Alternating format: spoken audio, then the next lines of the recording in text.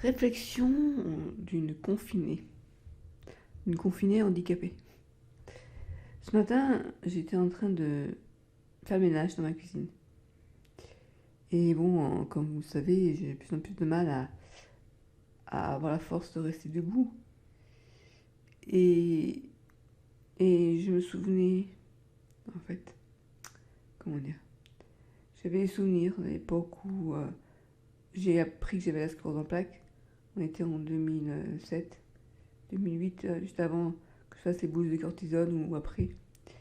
Et j'avais encore la force à cette époque-là, après avoir été réparée, on va dire. C'est-à-dire, en fait, j'avais eu, après les 5 jours de boules de cortisone, des séances de kiné à la raison de 2 heures par semaine. Et ça m'avait bien remis sur pied. Et j'arrivais à remarcher presque comme avant. La seule différence, c'est que je pouvais plus courir.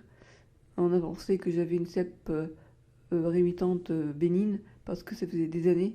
Enfin, le professeur elle, pour ne pas le citer, avait dit que c'était depuis l'adolescence, d'après les signes que ma mère avait décrits, que j'aurais la sclérose en plaques. Et donc, il estimait, vu le temps, euh, depuis, enfin, depuis l'apparition de la maladie et mon état actuel, j'avais une forme bénigne. Sauf qu'il ne s'est pas rendu compte que je ne pouvais plus courir. Donc, pour moi, ouais, j'étais déjà en train de passer à la phase progressive. Et, euh, et à l'époque, donc je faisais le ménage chez moi à la maison. J'avais un élevage de chats, donc il y avait beaucoup de ménage à faire. Il y avait beaucoup de poils de chat. Et puis, mais bon, je mettais la musique, j'aimais bien faire. Enfin, je ne veux pas dire que j'aimais bien faire le ménage, mais un petit peu tous les jours, ça me convenait. Donc c'était moi qui m'occupais du ménage. Et, euh, et donc ça me rappelle ce temps-là, à l'époque où il y avait ma mère qui souvent, elle se mettait dans la télé avec les chats sur les genoux. Il y avait mon père pas loin. Euh, Et bon, bien sûr, en semaine, elle allait travailler à l'époque.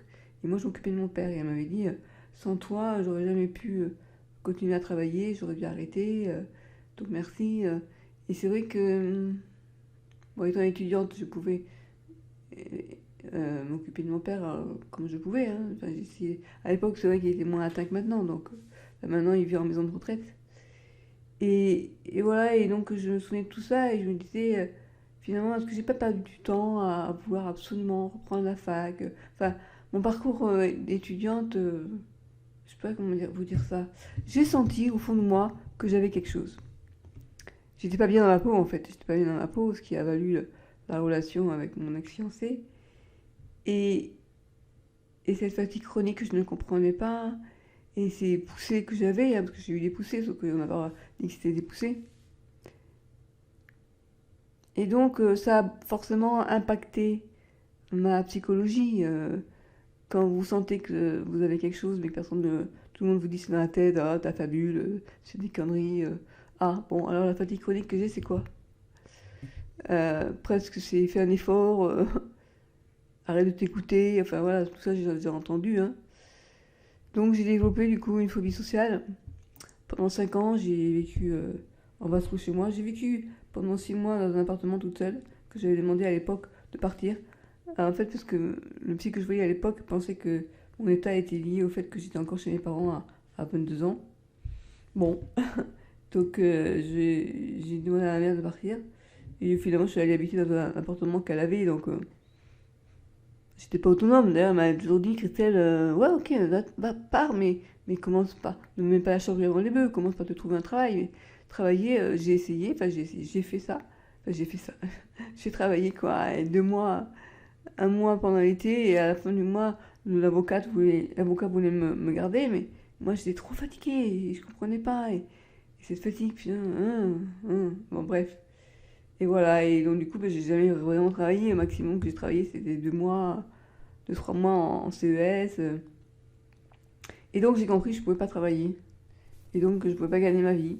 Et puis bon, j'étais dans la dépression pendant 5 ans, ça a été difficile. Quand je me suis remise, en fait, j'ai été motivée. Bon, d'une part, j'avais eu les chats qui m'ont aidée, hein, ça a été un soutien psychologique. Et physique, parce que caresser un chat, c'est toujours agréable, les entendre ronronner, c'est agréable. Après, je ne vous dis pas, c'était du boulot quand même à l'époque. Hein. Et puis, j'ai eu aussi l'atelier de psychodrame, la thérapie de groupe, avec un bon psychologue.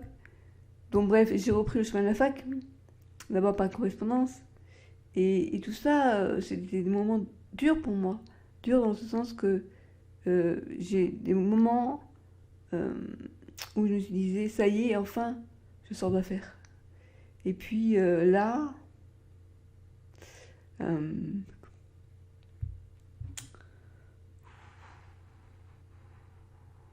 ouais, je vais y arriver à parler. L'émotion vient du fait que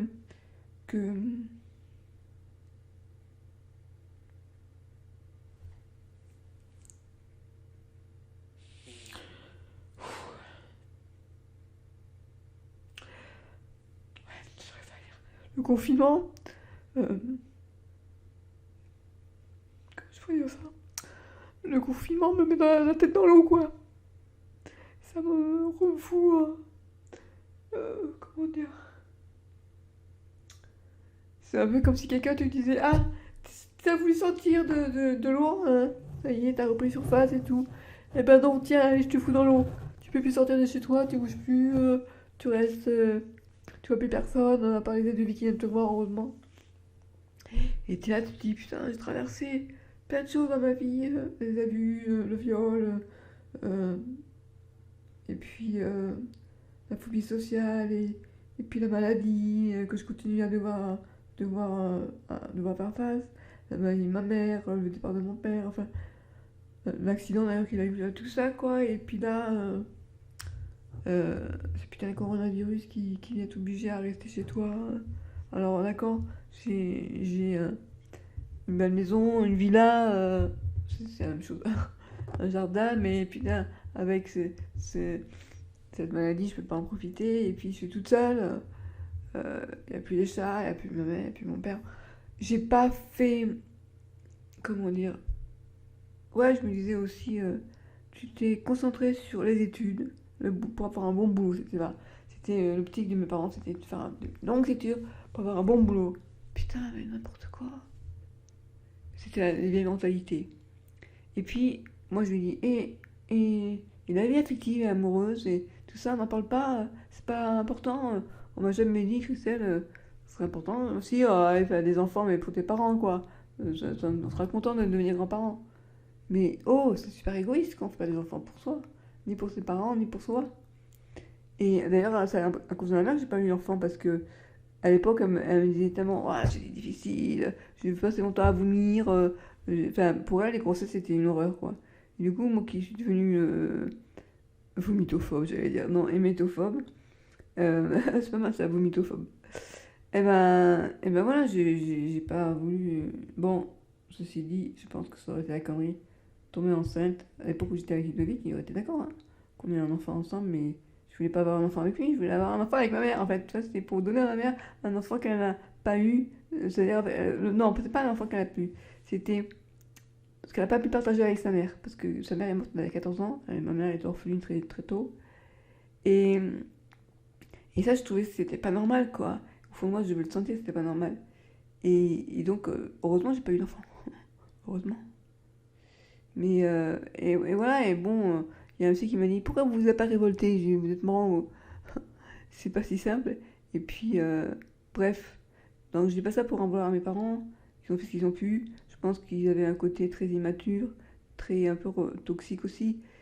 Mais bon, ça n'empêche pas que d'ailleurs, ça faisait rigoler Jaïla en disant, elle me dit, ouais, quand même, Christelle, toi, tu t'es bien occupé de ton père et tout, même jusqu'à la fin, parce que même maintenant encore et tout. Parce que là, on fait des webcams par Skype. Et je lui dis, ah ouais. Et dire que je disais que je n'aimais même pas mon père. Alors que t'imagines, si je l'avais aimé, qu'est-ce que ça serait? Voilà. Et c'est vrai que je dis ça parce que mon père et moi, ça a été difficile. Pendant l'adolescence, j'ai l'impression qu'il ne m'aimait pas parce qu'il me rejetait, parce que par rapport à l'histoire avec son père, en fait, hein. Et, et mon père était très maladroit hein, dans différentes occasions. Mais bon, il est ce qu'il est et j'ai fini par l'accepter tel qu'il est, quoi. Mais oui, c'est pas. Comment dire. Et même ma mère, que j'aimais beaucoup, j'étais très très fusionnelle avec elle. Euh, je lui en veux pour certaines choses aussi, parce que voilà, on fait pas des enfants pour soi, pour les garder pour soi. Et voilà, et donc du coup, je me dis, bah, la situation que j'ai actuellement, c'est la faute à ce que j'ai. Bon, enfin, comment dire? C'est con, j'ai pensé beaucoup à mes études, parce que pareil, c'était comme ça. Enfin, c'était voulu faire plaisir à mes parents, en fait, tout simplement. Et donc, au final, mais c'est bien. Ouais, je me souviens à l'époque où j'étais phobique sociale, mon père il disait: Ah, qu'est-ce que tu vas faire, Christelle? Parce que j'avais une licence en droit, c'est tout. Voilà, qu'est-ce que tu vas faire de ta vie? Et si on s'en va, enfin, quand on partira, qu'est-ce que tu vas devenir? Ah, il faut que tu trouves un travail. Ah là là, il m'a pris la tête avec ça. Du coup, j'ai repris les études, il était tout content, tout fier de moi, ouais. J'ai fait un doctorat en droit, c'est bien, mais ça me sert à quoi? Ah, et, bon, je dis ça, mais bon, du coup, ça m'a appris à écrire. Je sais rédiger, faire de belles phrases. Mais bon, voilà. Donc, bon, voilà l'état des lieux. Et ouais, c'est pas simple de vivre le confinement, même si je vis un lieu plutôt sympa. D'ailleurs, ça me fait dire que je vais rester dans cette maison. Ça, vous l'avez déjà entendu, je vous l'ai déjà dit plusieurs fois. Mais, j'allais dire à mes parents, non. Mais ma famille n'est pas vraiment pour. Parce qu'ils pensent que c'est trop grand. Oui, c'est trop grand, mais bon, ils comprennent pas ce que j'ai vécu, quoi. Euh, voilà ce que la réflexion que je voulais que j'avais eue ce matin. Et il y a urgence à ce que si je reste ici, il y a urgence à ce que je à ce que je me fasse un petit chez moi, quoi. Et ouais, donc ouais, c'est angoissant. Et cette histoire de coronavirus, mais elle est tombée au bon moment, dans le sens où j'allais faire l'accord de ma vie. Et à partir d'ici, elle me mettre dans un petit appartement. Si c'est pour être confiné, mais ça m'aurait. J'allais dire ça m'aurait tué, non. Peut-être pas, mais franchement, déjà c'est difficile de vivre ici, toute seule. Bah là, toute seule dans un petit appartement de merde, avec 4 euros en plaque et avec, ouais, et avec. Voilà, bon, je vais m'arrêter là parce que moi, je vais tous vous foutre le blues. Voilà, voilà, allez, à bientôt, à la prochaine vidéo.